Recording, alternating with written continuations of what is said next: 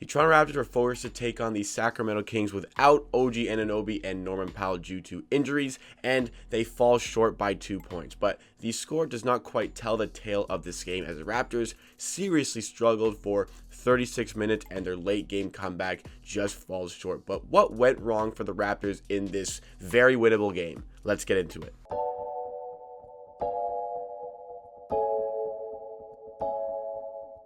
Welcome to the Raptors Roundup on Amateur Sports. This is the segment on the channel where we take you through the Raptors game from the night before. We go through a brief overview of the game, we take you through a synopsis of proceedings, and then we give you 3 takeaways to move on with for the future. But this is Amateur Sports, the channel where you get 4 videos a week and 3 live streams a week, all concerning the Toronto Raptors. So if it is your first time here with me today and you like what you see, you want more of myself talking about the Raptors in videos just like this, make sure you hit that subscribe button down below. Show your support as we look to hit 2K very soon. We live streamed last night. We had a great time, even though the Raptors lost. You know, check out all the content you missed out on by not being at the stream. And then it's over. What are we doing? Wow, some great content. We had a fun time. Make sure you are there Sunday night for the game and watch along against the Orlando Magic. Let's get into the Raptors roundup for this game today. The Raptors, who, you know, they didn't have OG, they didn't have Norm, I know that, but I still felt like this was a very winnable game against a Sacramento Kings team who they already beat quite handily earlier on in the season. Now, I know we had injuries, but the Raptors were good enough to win this game, and they played very poorly, and their defense was very poor throughout the game. Pascal Siakam did not get enough help throughout the game after putting on quite a tremendous offensive display, kind of seemingly back to his best. It was a very quiet 30-point night because he was just getting busy in the paint. That's exactly what he needs to do. But the Raptors still managed to fall short. Let's get into the synopsis and how the events took place. So first quarter, you know, without Norman Powell, we were going to lose a lot of scoring. And I thought that Chris Boucher really needed to step up off the bench, and he didn't. And we lacked a lot of bench scoring, but you know, we still should have been fine. I mean, we didn't have OG Anunoby as well, but we didn't have him Wednesday night where we still played great defense against the Milwaukee Bucks. So I don't think we were going to feel that one a lot, but it is also clear that we missed him for his wing defense. The amount of threes the Raptors were giving up, because we started on early in the game, and the Kings came out pretty hot. And they were hitting a lot of threes. They were knocking down the three-pointers, and we were struggling to contest those three-pointers. It was quite easy for the Sacramento Kings to manufacture these opportunities from three. It was easy for them to manufacture opportunities in the paint as well. De'Aaron Fox was getting a lot of good looks. Harrison Barnes was getting seemingly anything he wanted on the perimeter, and even sauced us up for 13 points in the first quarter alone. Our offense was doing okay. You know, Siakam was doing quite well. Terrence Davis was doing quite well, but we had no answers on defense for that Sacramento Kings offense. And Sacramento, who are not one of the formidable teams in the NBA, that shouldn't have been a problem, even without OG Anunoby, even without Norman Powell. And you know, the defense looked like they didn't know what they were doing. The rotations were slow, and they couldn't get some help defense in the paint, and it was just a brutal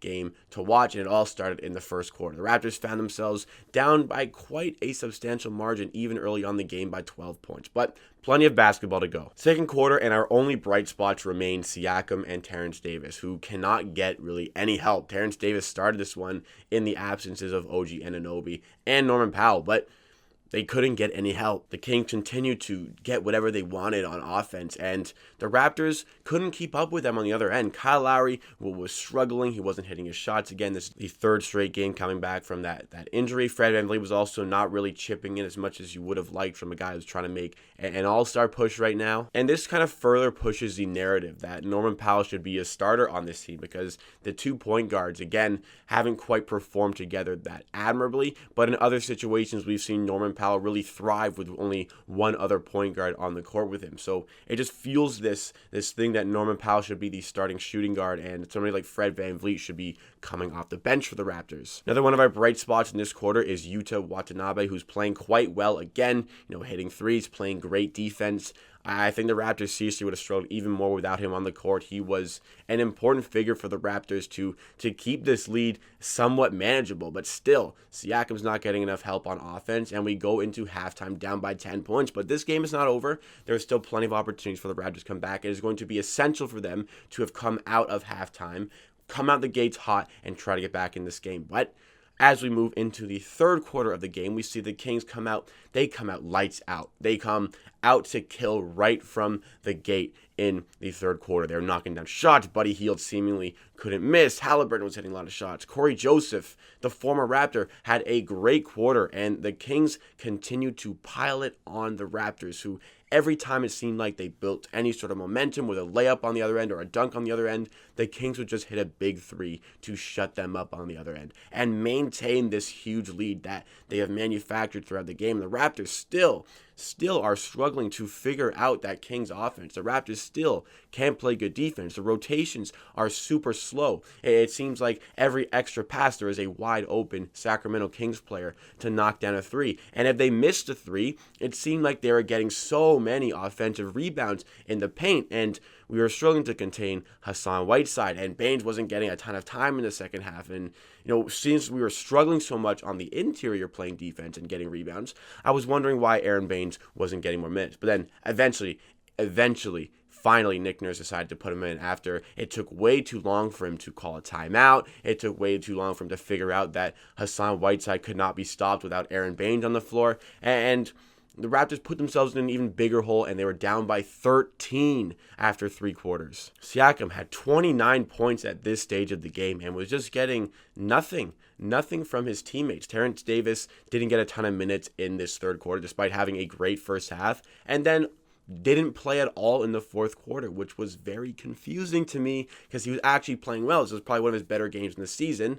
And Nick Nurse just completely took him out of the game. We get to the fourth quarter where DeAndre Bembry starts the fourth quarter, which I wasn't too keen on. I wasn't too pleased with this because the Raptors were down by 13 and needed to get themselves and fight their way back into this game. Now, admittedly, they did, but I didn't think that DeAndre Bembry helped that cause very much. And he ended up playing the entire fourth quarter after not really getting a ton of minutes at all for the Raptors in the last few games. Played the entire fourth quarter. I wasn't too big of a fan of that, but Nick Nurse clearly liked him there. I don't know why Terrence Davis wasn't getting more minutes for the game he was having, but did not play this quarter again. Siakam came out early in the fourth quarter after playing a lot in the third quarter. And we needed somebody else to step up without him on the court. And we got that. Kyle Lowry finally started to hit his shots. Fred VanVleet finally started to contribute on offense. And you know what? The Raptors started to chip away from that 13-point lead, and they worked themselves back into a 5-point game that they made eventually a 1-possession game. And finally, when we get it into this close setting, it becomes late on. Fred VanVleet has a wide-open threes, and I've been pretty critical of Fred VanVleet all season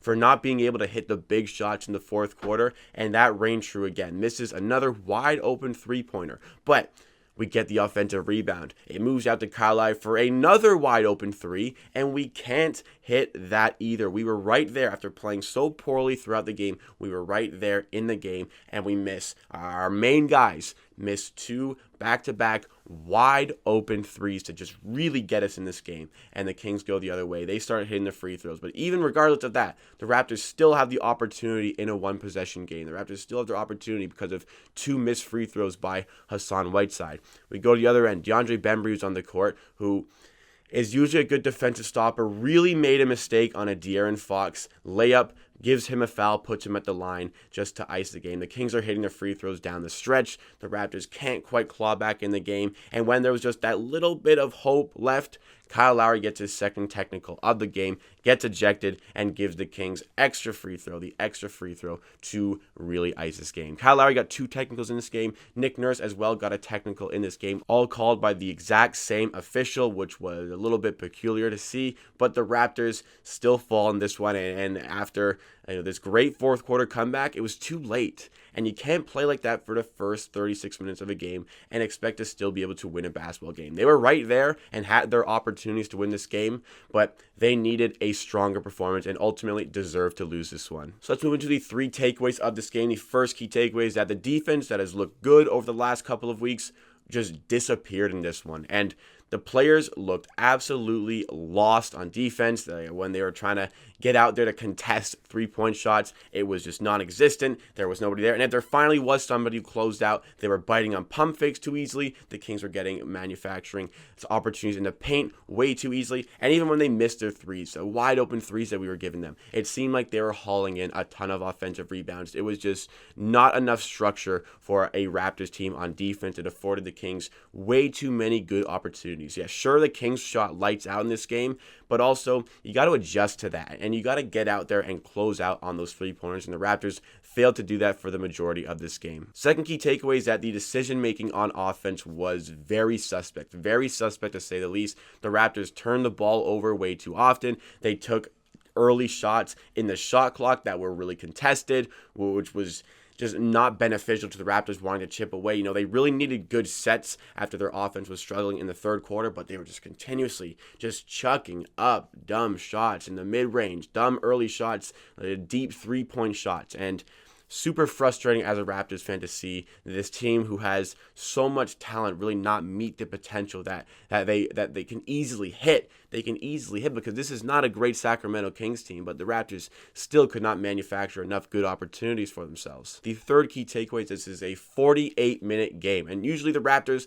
play well for 36 and maybe struggle for a quarter, struggle for a 12-minute period, but it was the opposite. It was the opposite here. They only played well for a 12-minute period and really struggled for the first 36 minutes of the game. You got to be there for the entire game. You got to be consistent throughout the night. You can't just try these late game heroic comeback pushes and expect yourselves to get back in this game. The Raptors, who are the masters at blowing these 10-point leads, you thought maybe they could come back in this one, but ultimately it fell short. And the scoreline really flatters them by 2 points because the Raptors were pretty brutal in this game. They really struggled throughout the entire game, and I think they deserve to lose. You got to play a full 48-minute game. So a bitter loss, but hopefully we can bounce back. We're 7-12. We've lost 3 in a row. I was really feeling good after starting 2-8. The Raptors went 6-1 in their next 7 games to get to 7-9. And I really thought things were looking up, but we lost 3 in a row. But the Raptors really need a bounce-back game against the Orlando Magic on Sunday. They got back-to-back games against the Magic. I'm looking at 2 games that are winnable. I mean, the Kings game is winnable, but you really need to win these games against the Magic to get yourself back closer to 500. You're slowly chipping away to get to 500. Those games are going to be so important for this season. So let me know all of your thoughts and opinions on this game. What did you make of the performance? What was the reason that we struggled? I'm putting a lot of this performance on Nick Nurse. I think his inability to sort out his defense, sort out his offense, personnel that was on the court in certain situations was odd to me. His timeout usage, it was so confusing and frustrating. Again, I'm putting that a lot on Nick Nurse. But let me know all of your thoughts and opinions on this game in the comments down below. But that wraps it up for me for today. Thank you so much for watching. If you are still here, please like the video. If you like and subscribe to Amateur Sports for more content just like this. We're getting close to 2,000 subs, and when we hit 2,000 subs, the NBA star members on the channel are in line for a giveaway. Hit the join button down below if you want to get that extra little bit of support and put yourself in contention for that giveaway. At the end of the day, I believe what I say. If you disagree, that is okay. We'll see you again next time for another video.